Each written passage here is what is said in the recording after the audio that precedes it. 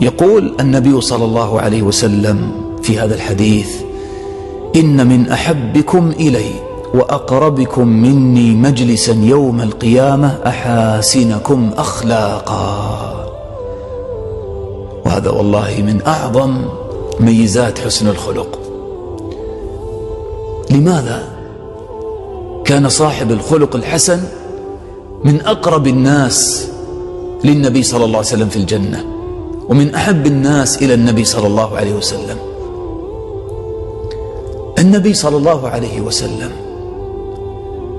وصفه الله بهذا: وإنك لعلى خلق عظيم. فكلما كان الإنسان أشبه بالنبي صلى الله عليه وسلم كان أقرب إليه.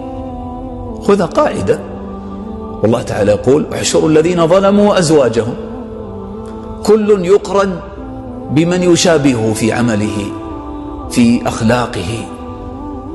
كذلك المؤمن يحشر مع من يشابهه في عمله، من هو في درجته. فتأمل النبي صلى الله عليه وسلم من أعظم ما يميزه ويميز دينه حسن الخلق، حتى قال: إنما بعثت لأتمم صالح الأخلاق أو مكارم الأخلاق. يعني حصر بعثته في تكميل مكارم الأخلاق.